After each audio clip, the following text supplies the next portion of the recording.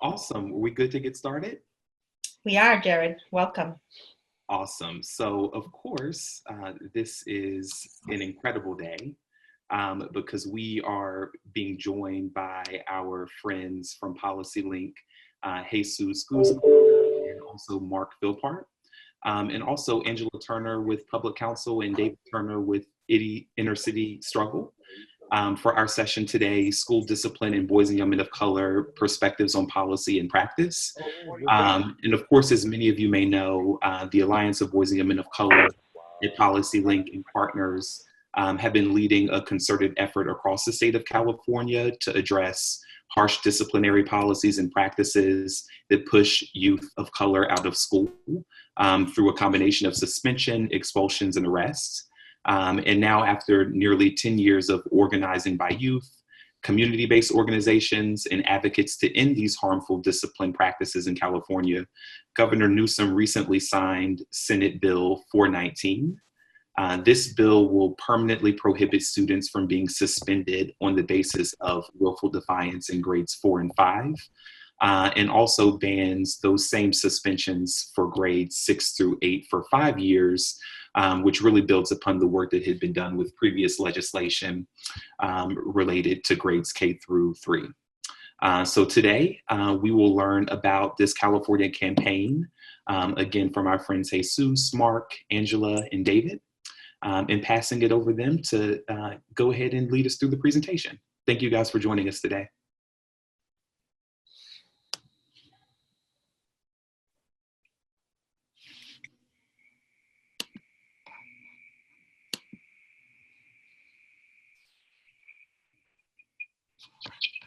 Let me see, I can try to, let me go ahead and, oh, there we go.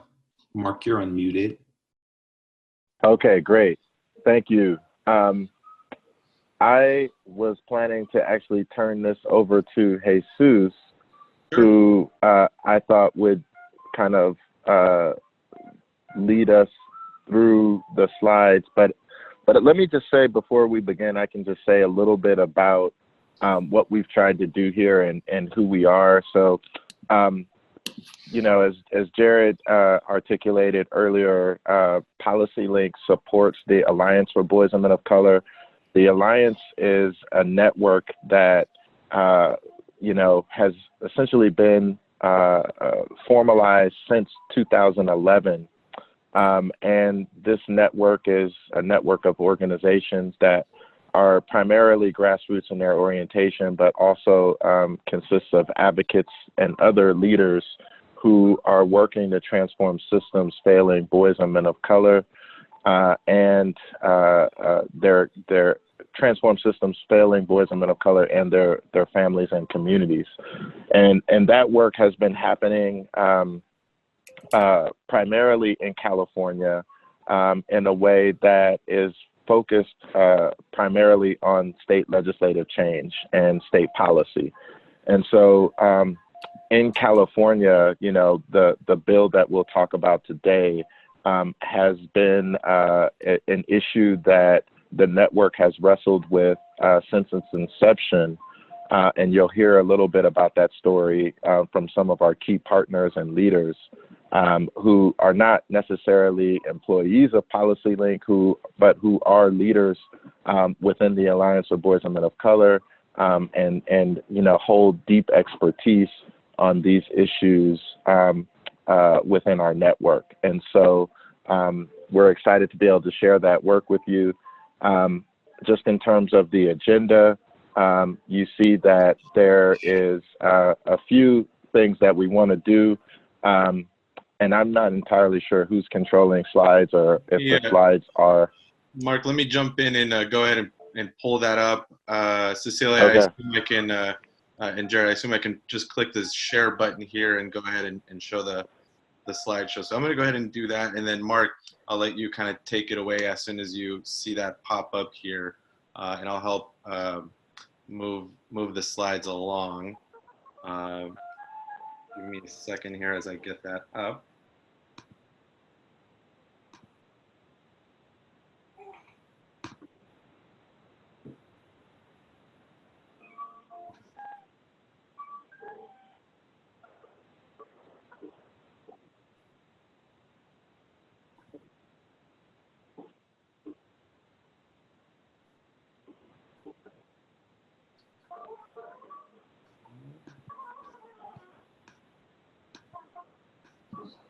Mark, just for you and Jesus to keep in mind, Katim from Newark just shared how timely this conversation was, as they just passed a school discipline policy in Newark, New Jersey, and are just thinking about implementation. So I know one of the things that I'm sure this group is going to want to learn is not only how this came about, but how the implementation process is going. Oh, right on. Perfect. Congratulations, Team Newark, and excited to be able to compare notes with you at some point. So one of the things that we want to do is just share briefly about our experience, but we also want to have a conversation and engage many of you who are curious about this topic. So I think, oh, perfect. Thank you, Jesus.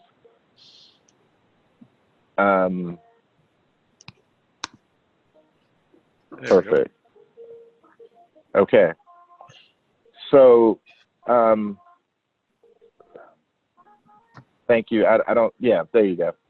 So you see the presenters. I'm Mark Philpart, and we'll hear from Angela McNair Turner and Jesus Guzman and David Turner. No relation. The Turners are independent partners within the Alliance. So we have been, if you can go to the next slide, Jesus, we've been engaged in statewide advocacy on this issue in particular since 2011.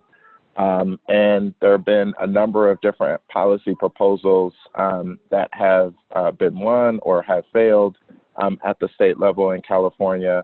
And the most recent campaign that we'll talk about today was successful in the sense that, you know, we were able to gain some protections for students. However, there is still much more to do and many more students to protect. This work has been a multifaceted effort, multi-layered effort that has included both local advocacy from community organizations in different jurisdictions throughout the state, as well as statewide advocacy from advocates and those same community organizations, and a variety of other partners, legal services organizations such as Angela's and Public Counsel, and a whole host of other youth-serving organizations. So it includes a wide variety of individuals who are primarily engaging young people and who are interested in the experiences of young people in school settings. And that's really how this issue came to us. You know, it really began with young people in schools saying, you know, this particular practice is unjust. This experience that we're having and being suspended or expelled is happening to way too many of us, and we need help. We need someone to do something. And so we engage from that perspective and have been working closely with all the partners you'll hear from today about trying to find a remedy to protect those young people. So with that, I'm going to turn to Angela McNair Turner with Public Counsel, who's been a close partner, to talk a little bit about some of the statewide advocacy work that's been underway. And then Angela, you can pass it on to the next speaker. Thank you. Thanks, Mark. First of all, thank you all for having us today. It's really exciting to share space with everyone.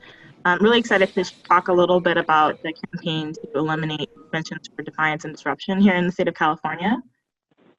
Just really quickly, a little bit about Public Counsel. Public Counsel is the law firm that I work for. We're a nonprofit law firm. We're one of the largest in the nation, pro bono law firm. And we have been working on issues related to the school to prison pipeline for well over a decade. So we're really excited to support the organizers, the parents, the young people who are really pushing for reforms and really pushing to eliminate the school to prison pipeline. So with respect to, could you go to the next slide, Jesus? Great. So as Mark and others have shared, youth, parents, community, and advocates have been pushing for statewide reform for a really long time. In 2014, California passed AB 420, authored by Dickinson, which Assembly Bill 420, which eliminated kindergarten through third grade suspensions for defiance or disruption and eliminated expulsions for all grades. This was a huge victory. Some of the challenges with that is it didn't apply to charter schools, And the suspension prohibition really only applied to students in those younger grades, in grades K through 3. So of course, subsequently, community continued to push to expand this prohibition. What we saw was really an upswell across the state of local policy work, which my colleague David is going to talk a little bit about. But we saw pushes in districts like Azusa, San Francisco, Oakland, Pasadena to adopt local prohibitions, and of course Los Angeles, at all grade levels. We, had a very broad coalition, folks who were engaged on the health front and really understood the health impacts of school push out.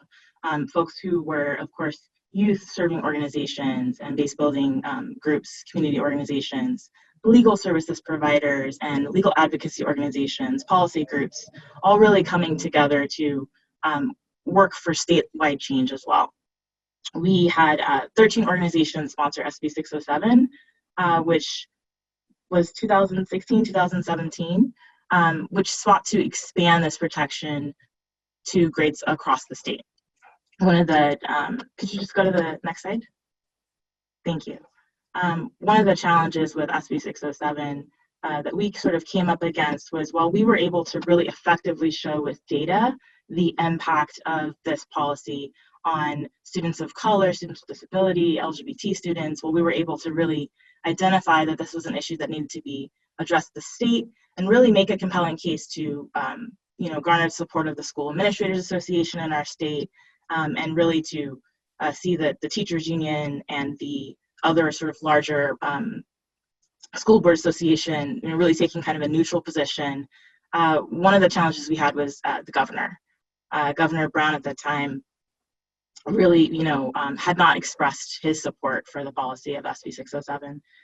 We, had partners from across the country really identify this is a civil rights issue, and came together to write letters to him, came together to flood his office with calls, sort of did all those things. And in the end, we were not able to get Governor Brown's sign on to SB 607. One of the things that he identified was that this should be an issue of local control. And that's something that we're still, as we, sort of push this campaign and continue to push for this policy, that's still an issue that comes up of folks saying, well, this, school issues are local issues, and this really should be an issue of local control. And we continue to urge the state that we can't leave matters of civil rights and equity to local control, because we already know from experience that that leads to disparities. Could you go to the next slide? Wonderful. So last year, we supported, co-sponsored in coalition, 7 organizations came together to co-sponsor SB Senate Bill 419, which was authored by Senator Nancy Skinner. We initially started out with a bill that would apply to grades 4 through 12. We had that protection of grades K through 3 through the past legislation, but really we're sort of pushing to expand it. And again, to also expand that protection to charter schools. We had really broad support from the legislature, broad support from school administrators, no real opposition from the charter school folks, and really, the teachers union was sort of neutral on this issue.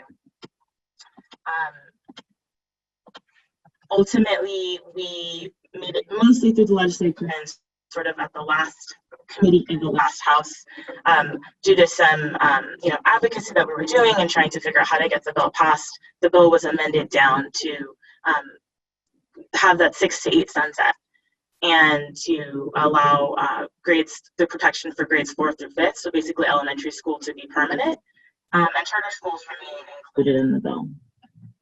So could you just go to the next slide?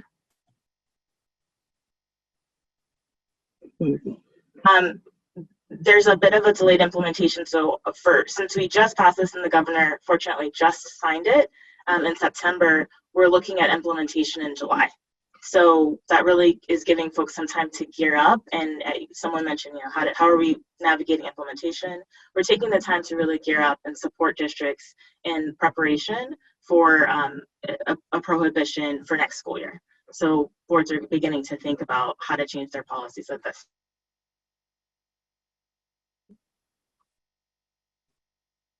Jesus, can we go to the next slide? So again, having this signed by the governor was really an incredible victory for our communities across the state. We're really excited to continue to push for support for students in all grades, and to really be able to build on the victory that we saw this past year with respect to grades 6 through 8 middle school students, with respect to elementary school students, and understanding that this is really a vague category that we don't need in the state of California. So I want to pass it on to my colleague, I think it's David, who will talk a little bit about local advocacy and local campaigns, and really kind of understanding that the statewide advocacy really wouldn't be possible without local work, pushing this across the state to show that it works. It worked in Los Angeles, it worked in Oakland. This is something that we can do statewide, and something that needs to be addressed statewide as well. So I'll just pass it along to David. All right, thank you, Angela. I appreciate that. What's going on, folks? So my name is David Turner III. I'm the manager of the Brother Son Selves Coalition. The Brother Son Selves Coalition is a coalition of 9 community-based organizations in Los Angeles who do organizing and advocacy work with boys and young men of color, and certainly a proud partner with the Alliance for Boys and Men of Color. So just a little bit of context, right? So the coalition started as an initiative between the California Endowment and the Liberty Hill Foundation in the 2010-2011 school year. It was initially founded to address some of the disproportionate rates of suspension, expulsion, and harsh school discipline that young men of color were facing, right? Not only in Los Angeles, but also in Long Beach, right? And with this, right, the local work was really meant to drive a movement and to really focus on some of the key needs, right, that impact boys and young men of color. All of you are connected to the MBK network, and we know that there are a lot of needs, right? And especially when it comes down to boys and men of color work, right, that we oftentimes blame the young men, but we don't look at the systems, right? We don't look at the things that are impacting them, right? So, so with that being said, this coalition was formed specifically, right, to address the systems, right, that are creating some of these outcomes that our young folks experience. I can hit the next slide.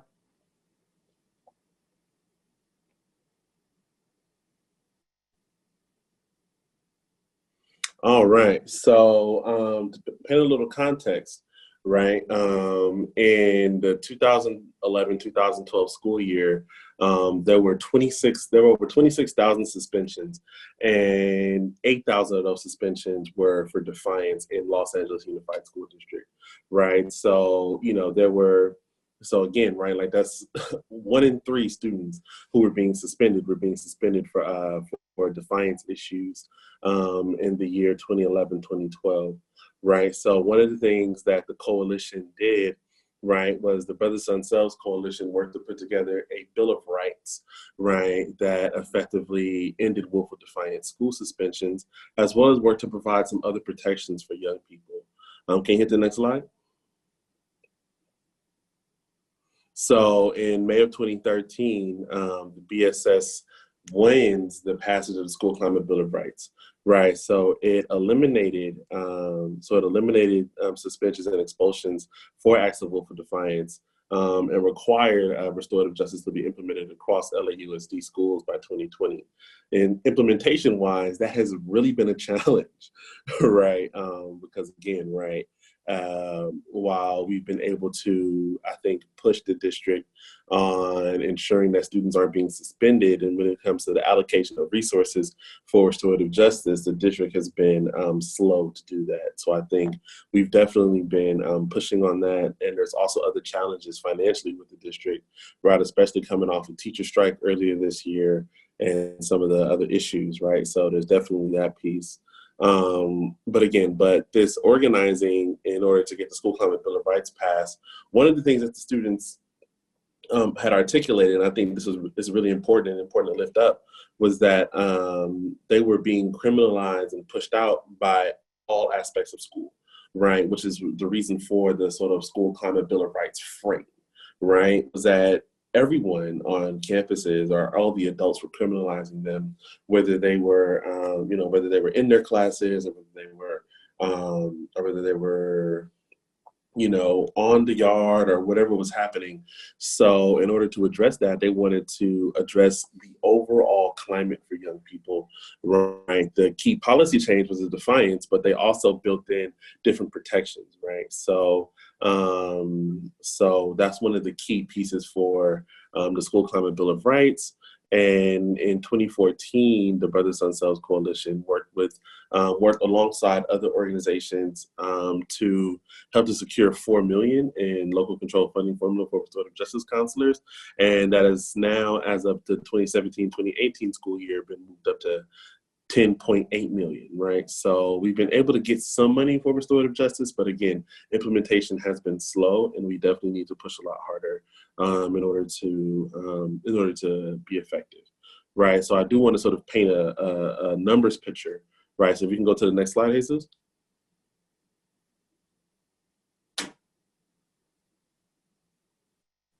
Something else gonna? Okay, cool. So there's supposed to be some data that came up afterward, right? But suspensions, right, for defiance in 1 year dropped from 8,600 to 1,600, right? So because of that, right, we saw a drastic decrease, and in the 2017-2018 school year, it was just under 400 students who were suspended for defiance. So in LAUSD, you've seen dramatic improvements for the defiance disruption issue, but again, right, there is still a lot more work to be done. There's other advocacy happening at the local level, right, that the Brothers on Cells Coalition, as well as other organizations, are participating in, such as ending random searches in LAUSD. The Brothers on Cells Coalition supported another coalition who's doing work called the Students Not Suspects Coalition, and they worked to end random searches in LAUSD, which we were definitely strong supporters of. In addition to that, there is the Successful School Climate Task Force, which I sit on, as well as some other folks who we're friends with. And with the Successful School Climate Task Force, we're working on the implementation piece of this, right? So ensuring, right, that we can successfully implement some of these reforms, right? So one of the things we're working on now is coming up with an alternative policy to random searches, right? So making sure that we're not criminalizing our students, and we're creating the type of campus climates that are necessary for supporting students to where random searches wouldn't be necessary. In addition to that, right, there's also work happening right now at the local level for budget advocacy for restorative justice. There are a couple of different initiatives where people are advocating for that on the school discipline side. And there's also an initiative that some organizations are doing called the Student Equity Needs Index, right, where people are advocating for equity-based funding, specifically our partners with Community Coalition and Inner City Struggle, along with the Advancement Project. Finally, there's work happening in the local level for district-wide diversion, right? So as much as we are also looking at how suspensions are impacting students in schools, another thing that's impacting students in schools, in particular Black students, right, is arrest, right? Our friends over at the $1 Million Hoods Project at UCLA have identified that even though Black students make up 9% of the population, they made up close to 25% of all of the arrests, right, from LAUSD school police. So one of the things that the district, as well as some of our community partners, such as Brotherhood Crusade and Social Justice Learning Institute, have been working on is implementing a diversion system, so that way young people, instead of being arrested, can be diverted. And in that diversion, it will essentially prevent them from getting cited and then going down that path of the school to prison pipeline. So these are just some things that are happening locally, and definitely excited about the conversation. I am going to have to jump off a little early because I have another meeting I have to run to. But definitely more than willing to share my contact information if anybody would like more information about some of the local work that's happening, and would definitely like to be a thought partner in how we can help advance system change nationwide for Boys and Men of Color. I think that's it for me. Yep.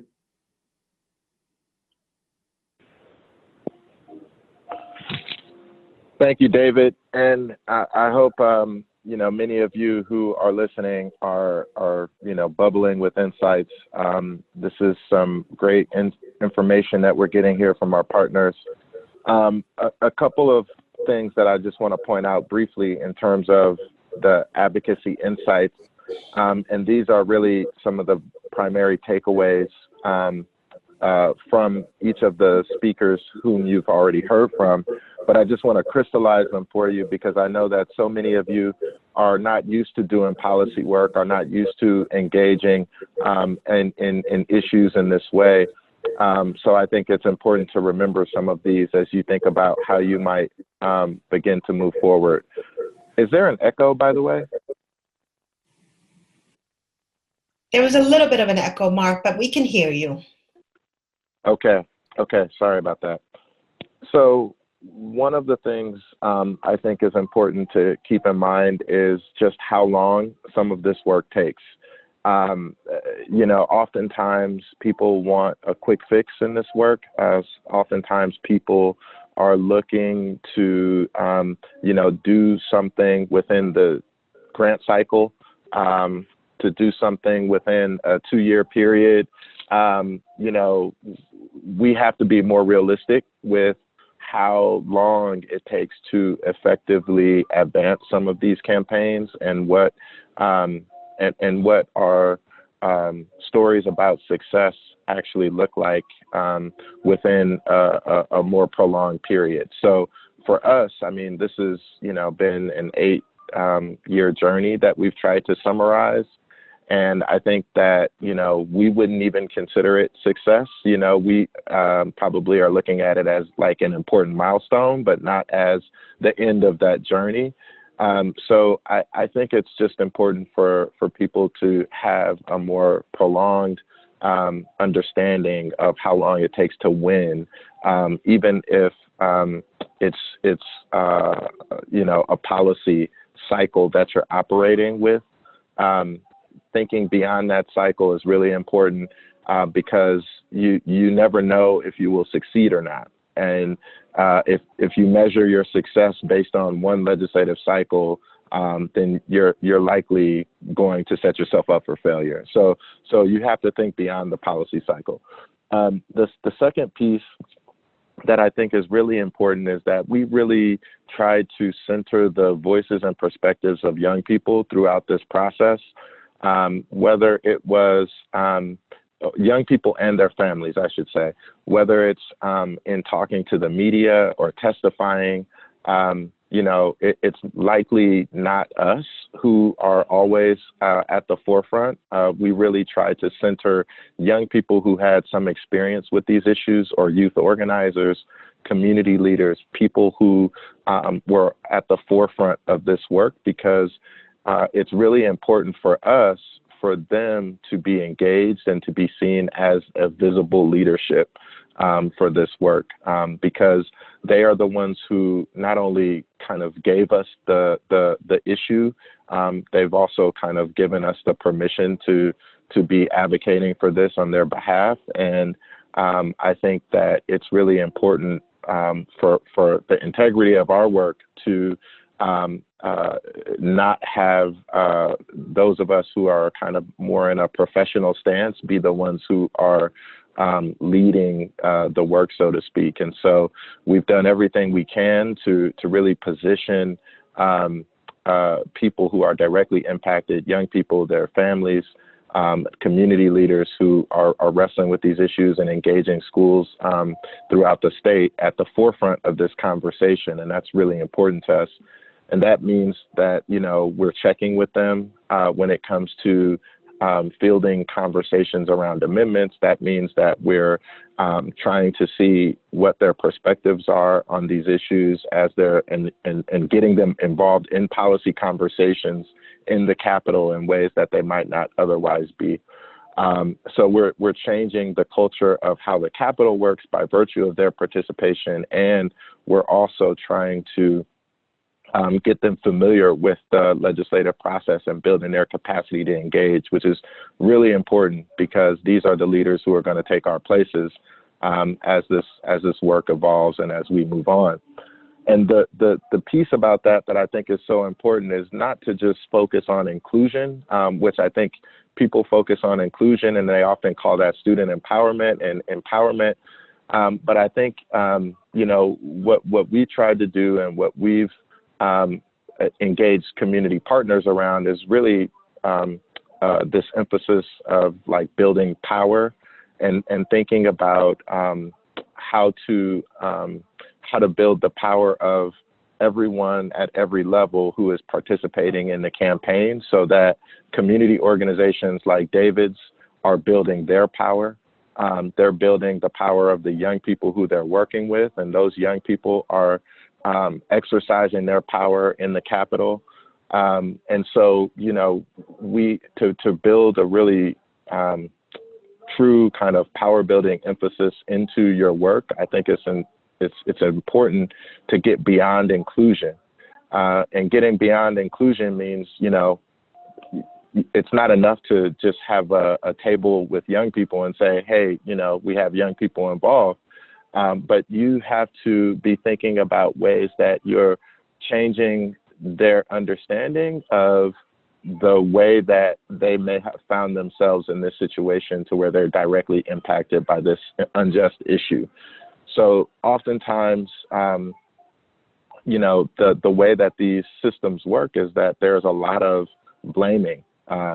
So young people are told that they misbehaved and that's why they're in the situation that they're in. Or if you only would have pulled your pants up, or if you only would have taken your hat off, or if you didn't bring your cell phone into class, you know, you wouldn't be here, Johnny. And what we're saying is, you know, that is the wrong message. That if you're focused on building their power, then you're having them understand, one, there is a lot of bias in the system. There is a lot of racism in institutions. And what is happening to you is part of a trend. And it's a trend that has actually precluded you from being able to do well, to thrive in this environment. And the way that this trend is playing out is disproportionately impacting people who look like you, people who talk like you. And there is something that we need to do about that. And you can do something about that, given everything that you have right here at your disposal. You are enough to change the way that this system functions so that no one else is subjected to this same unjust practice in the way that you were. And so to me, that is the crux of, you know, what we talk about when we're talking about power building, is that we turn their pain into promise. We turn their mess into their message, and we engage young people in ways that allow them to make a contribution to changing the way that the system and institutions operate. The last piece that I'll say is it's really important for you to understand what your target is and what jurisdiction you're going to engage in around policy change. So, for example, David talked a lot about local work. Angela talked a lot about statewide work. And, you know, for our purposes, you know, we needed a combination of both of those campaigns working synergistically to be able to drive change that we talked about at the legislative level. It was important for us to have work happening in LA and to be able to point to that and say, hey, legislators, you know, if LA can ban all grades, then you can ban some grades at the very least, you know, and then being able to further that conversation that way. Even saying to legislators, hey, if LA can do it, the largest school district in the country, then you can ban all grades at the state level, and trying to push that. And it's not always successful, but I think it's important to understand what capacity you have, what your target is in terms of, you know, are you going to focus on the local policy? Are you going to focus on state policy? And who's going to manage those pieces of work? And once you make a determination, having a deep understanding of how the policy process plays out. So what happens at the state level and how state level policy plays out is very different from how local policy plays out. These policy processes are defined by a series of rules and very strict guidelines that require you to be on time, that require you to be diligent, that require you to be vigilant as well. And so I think it's important to get those things clarified as you're thinking about how you move your work forward. And with that, I'm going to turn to Jesus to say a little bit about how we've integrated data into this campaign. And you heard a little bit about that too from David and Angela as well. Hi, folks. Can everybody hear me? Yeah, okay, awesome. So yeah, thank you, Mark, for that. I'll be sharing about how the coalition over these last number of years has been using data and leveraging data to advance this work. And I'll have my little helper here give me a hand with that. The first thing I want to say about data, and I know I'm preaching to the choir, but definitely have, I feel like I need to start by saying that data is an important tool, but it is one piece of many different instruments available, and it's not the end all be all for this work. The stories that the young people bring about their experiences, about their lives, about how they've been impacted by these systems are the things that we want to center, the things that we want to lift up.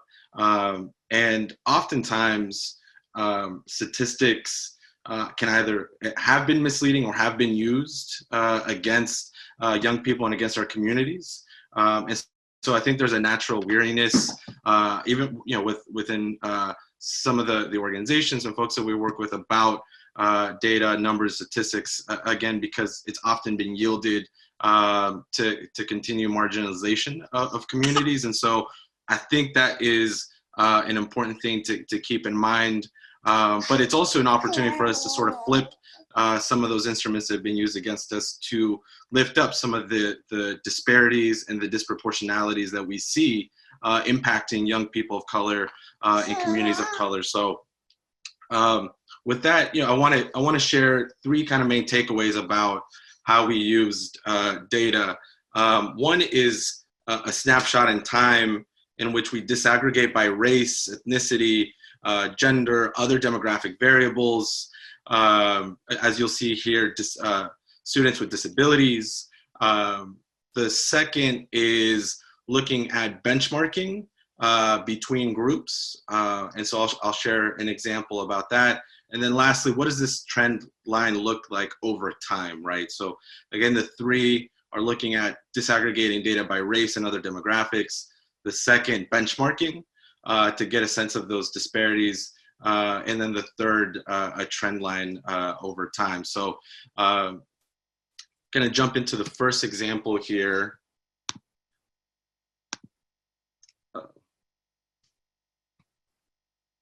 Give me a second here. I knew this PowerPoint was not working the way I needed it to. Let's see. I mean, Jesus, the baby really helps. So like you're forgiven about everything right now. Can folks see that chart there? Yes. I apologize that for some reason that's not showing up when I click the view, but let's see here. Okay, great. So I'll go ahead and kind of share from here. So this is a pretty typical look at one of the counties in California, San Joaquin County, and we cut the data in a few ways. Again, this is a snapshot in time, right? This is looking at 2016, 2017 data. And we were looking at some of the groups that we know folks have been sharing with us on the ground and in community around some of the disparities. And so the two colors that you see here, enrolled as compared to suspended for disruption, we see some of the groups that were being impacted disproportionately. Black, Latino boys, students with disabilities were some of the most common groups that we saw being impacted disproportionately. Again, with Black students, 9% enrolled in San Joaquin County, yet made up 20% of those suspended for just disruption, right? That's not even accounting for the larger share, which is total sum of disruptions. Total sum of suspensions. Latino boys and students with disabilities as well had much higher rates in terms of suspended for disruption. One note I want to make here is that students with disabilities really across the board were being suspended for willful defiance at much higher rates. And what I mean by that is if we looked at Black students with disabilities, Latino students with disabilities, white students with disabilities were and continue and have been suspended for willful defiance at extraordinary rates. And so again, another demographic group that was important to focus on as well. The next example I want to show here, let me see if I can jump into there we go. And so I was mentioning that it's also important to look at some of the benchmarking to get a sense of sort of the relative magnitude of some of the disparities.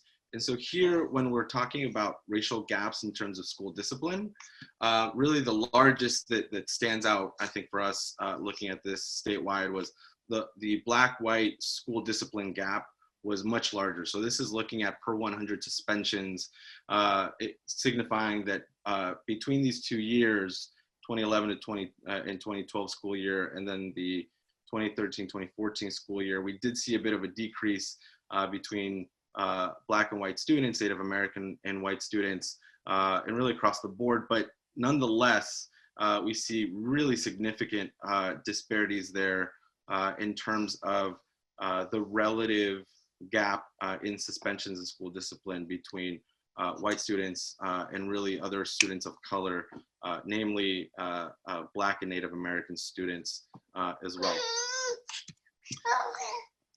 Okay, so let's see. Okay, so some of these charts show up and some of them don't, so apologize for that. But the last one was, again, we wanted to see, and David alluded to this earlier, was the share that willful defiance made up of total suspensions, so all others, and then the effect that the work that the coalition has led and the effect that that's had on the decrease over the years. Again, having started this work around 2011 and really ringing the alarm about what was happening across the state, started very early on there. And even though we didn't actually have legislation take effect until about 2014, it was the work leading up to this, calling this out and ensuring that school districts and school administrators were aware that this was happening, really helped. Yeah, I know she's excited about changing school discipline here. That we see both the fact that there's a decrease over time, but also in total numbers, I should say, 700,000 roughly suspensions statewide in 2011, 2012. And also the fact that the share has decreased. I think David mentioned about 43% in 2012, 2013 were for willful defiance. The year before that, almost half statewide were for willful defiance. And I should say that in 2012, 2013, about 18% of the suspensions were for a serious offense. So when we think about what are kids being suspended for, folks are saying, well, it's got to be for something serious or we're getting into fights. That's not the case, right? About 18% that year were for a serious offense. The majority, in some cases, if not the plurality, were for willful defiance. And so those were some of the takeaways from that. The last thing I'll mention here is this is an infographic that David put together, really fantastic infographic that I think very simply and very powerfully sort of puts together some of the information that we wanted to lift up. And some of the ways in which we were able to share that with partners, with legislators, I think most importantly, making sure that they were aware were through briefs. We would meet with legislators and share, again, very simply but very powerful figures that help make our case for why school discipline reform needed to happen and willful defiance specifically needed to be banned. The different means, making use of social media, for example, to lift up some of these figures. and then fact sheets like this that again David Turner helped put together. So just some of the examples in which data was used with legislators and as part of the coalition work to advance this work. And so I think that's all I wanted to share on my end. I know we want to leave some time, Mark, for questions, and so I'll go ahead and pivot over to that now and open it up for folks.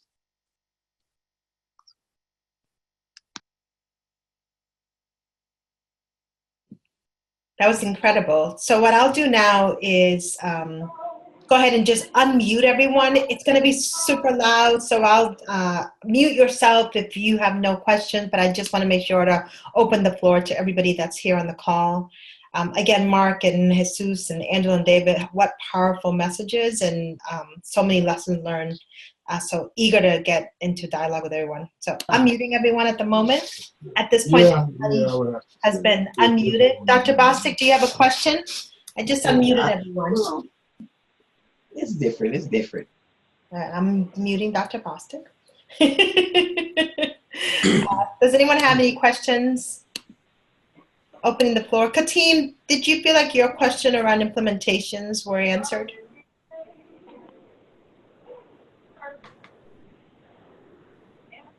Yeah. If you're there.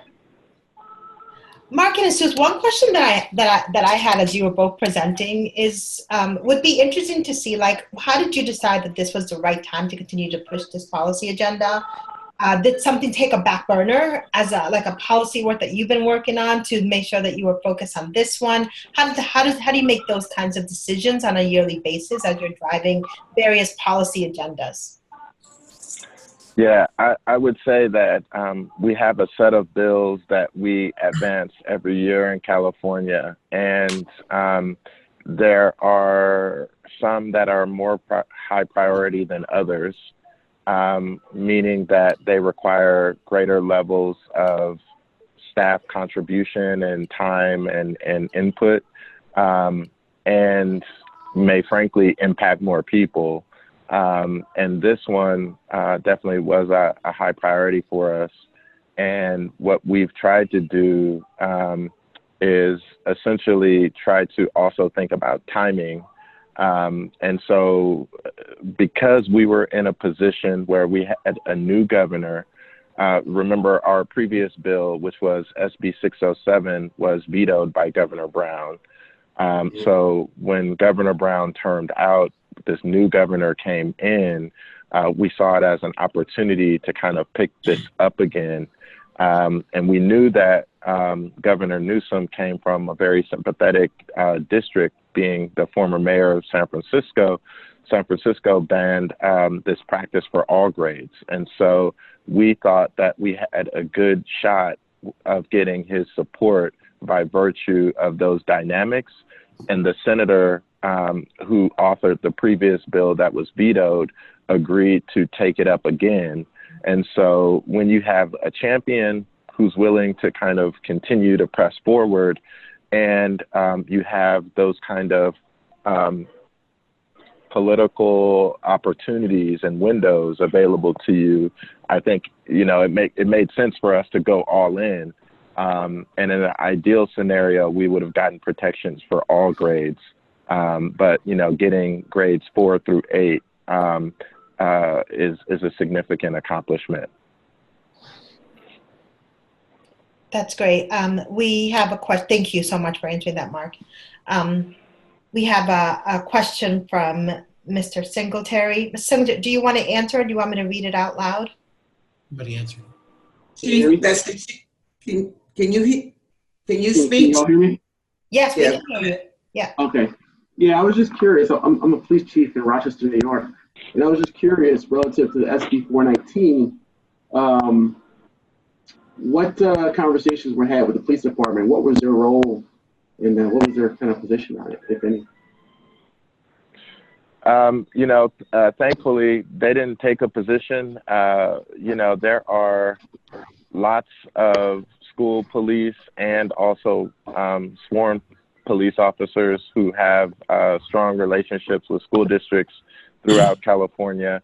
And, you know, we didn't hear from them on this particular matter, I think primarily because many of the police officers were engaged in another bill that we were trying to advance. And so I think this one kind of flew under their radar. One of the things that we've been concerned about, though, is that more schools are also relying on police and SROs to handle discipline, especially in instances where they can't suspend for this practice of suspending for willful defiance. And so some teachers and administrators in some districts have relied more heavily on law enforcement, which we know is an inappropriate use of law enforcement and also deepens connection to the school to prison pipeline.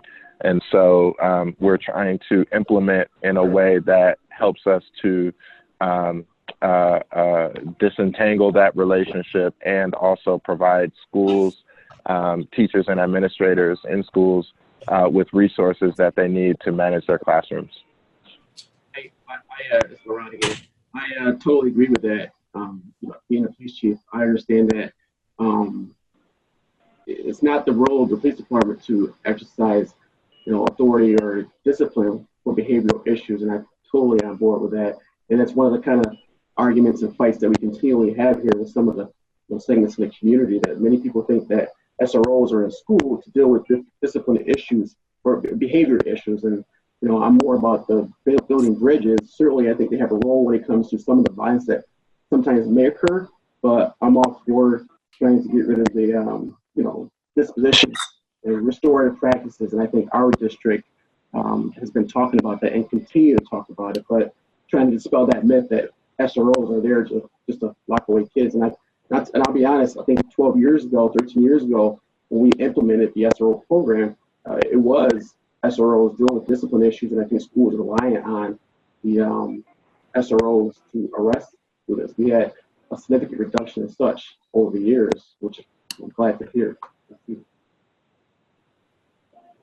Right on. Thank you for your comments. Thank you.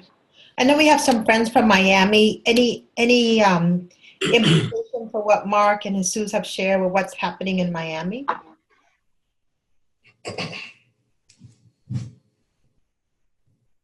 Mark, Ann also had a question. Ann, do you want to answer that? So since we can see you, do you want to say?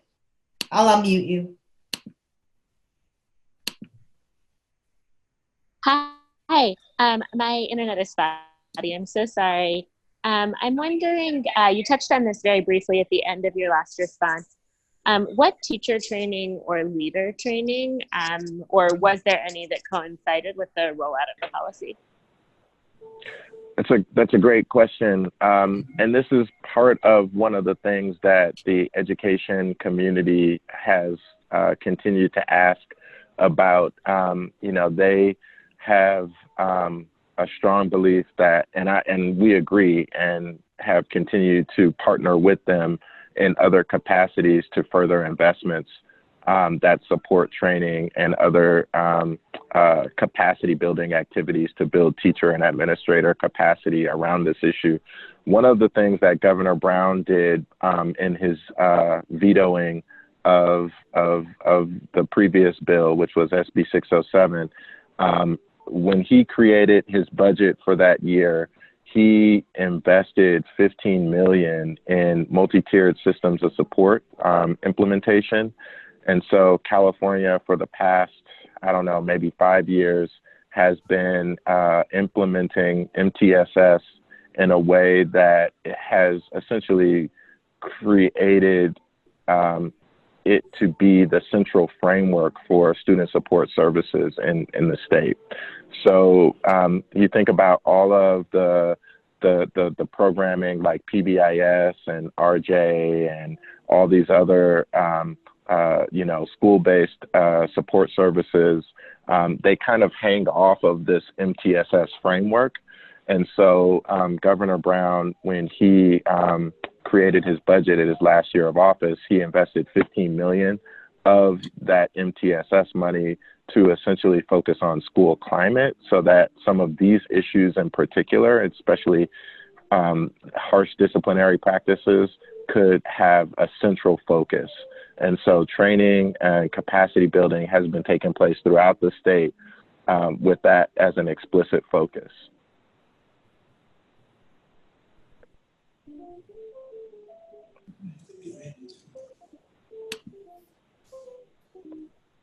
Thank you, Mark. Ian says thank you as well. Yep. Thank you. Colleen, Vincent, anything you want to add to this dialogue? Vincent, I know you're working on a lot of sort of huge policy work out in LA. Yeah. Nothing major to add other than in terms of our ability to do this sort of inside-outside strategy, it's been critical to have the Alliance and some of the local partners sort of advocating in ways that we in government can't advocate, so that as a result of a lot of the work that Mark and PolicyLink and other organizations have done, it's made it a lot easier for us to advocate internally and to sort of move efforts forward to make sure that we hit critical mass on a lot of the efforts that folk are oftentimes much more comforting just piloting. So great work always. Thank you, Vincent. Hi, Cecilia, this is Colleen. I have two questions. Has there been some data collection on the results of being able to do these bans, particularly at the high school level?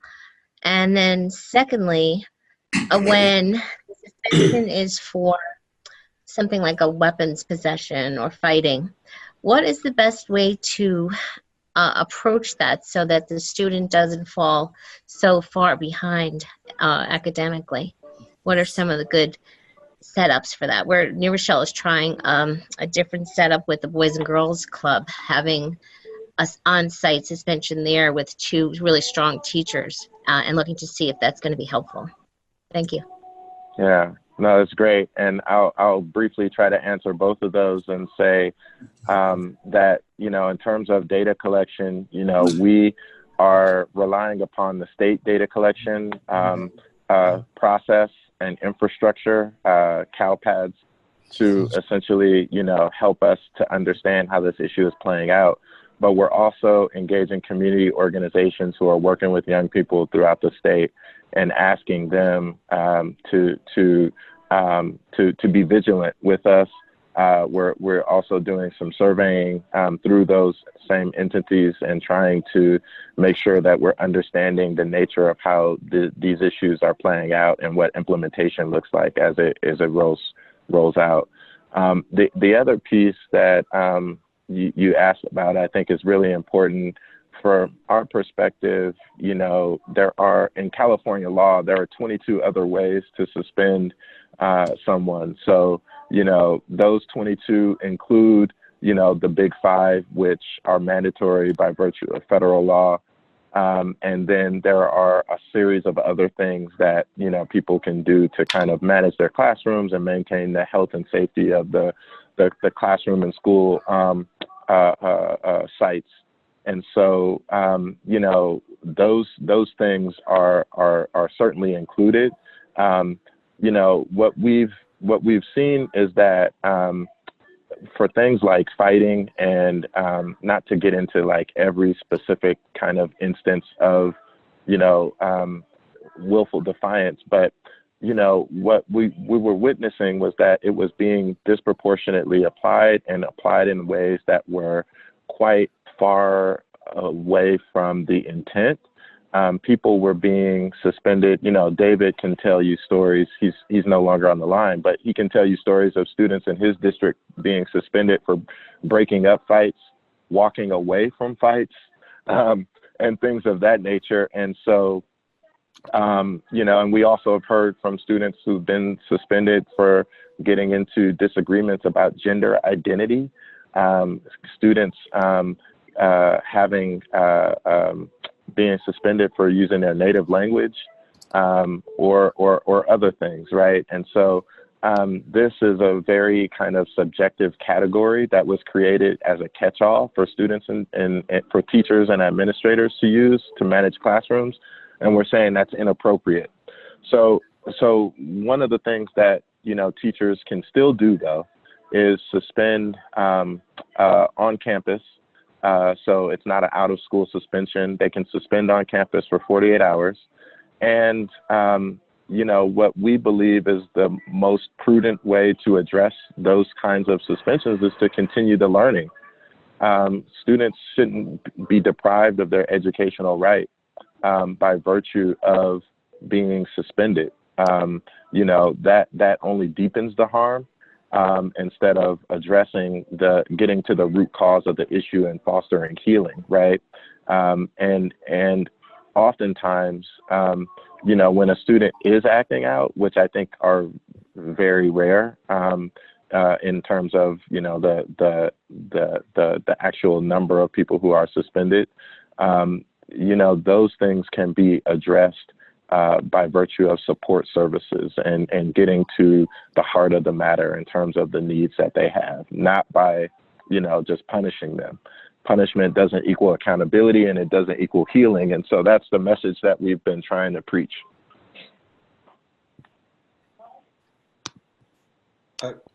Mark, if I can quickly add to that, I think one of the to Colleen's question about the effects post AB 420, and that was the first bill that we got signed in 2014. And that one was much more, it was targeted at K through 3 suspensions and then expulsions for all grades. And we did see a 48% drop in the first year in suspensions for willful defiance. And so that was a pretty significant drop that we saw. And one of the things that we were concerned about was whether school districts were just shifting their suspension practices from willful defiance to some other category. So we did take a look at that data as well to see if they stopped suspending students for willful defiance, but were just swapping it out for some other suspension. But we did see suspensions drop across the board, which was telling us that they weren't just switching from one to the other, but that both the share and the total of suspensions and for willful defiance were dropping. And so that gave us some pretty compelling evidence that the effect of willful defiance ban for those grades was having a pretty positive effect. And then in terms of high school students, the bulk of school discipline is for high school students. We haven't gotten legislation that bans suspensions. We did get a ban on expulsions, but expulsions is just a much smaller share of that. And so we don't have the same type of evidence as we do for some of the other grades like K through 3.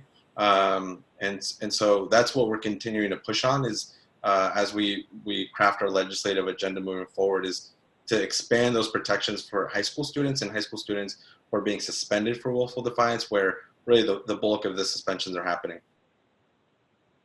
Thank you. Mark, go ahead, Jerry. Yeah, I was just going to go ahead and thank Jesus and also Mark for the really thoughtful response to Colleen's question. And just to mention that unfortunately right now we are at time, but hoping that we can continue the conversation in our MBK Slack community. So if there are any lingering questions or thoughts that folks have that would like to lift up to Mark or Jesus or Angela or David, maybe we could set aside some time to address those questions in our online Slack community after the call today.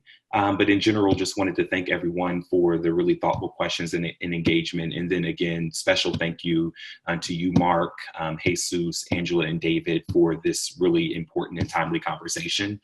I know we're really excited about it here at the Obama Foundation, especially as we begin to think about the adoption of the MBK framework to affect systems change across the country, and really wanting to promote and advance these types of conversations over the course of the upcoming year. So as always, I will be sure to follow up from our conversation today with a video of the recording and also with a copy of the PDF slide presentation. And also hoping that everybody on the call would be willing to join us for our last CLP call of the year, which will be held on December 3rd with our partners at the National League of Cities on changing lives, changing systems, developing and implementing systems reform. So again, thank you all so much for joining us. And I will follow up after the presentation with potentially office hours in the Slack community and a copy of the slide presentation in the video. Thank you, guys.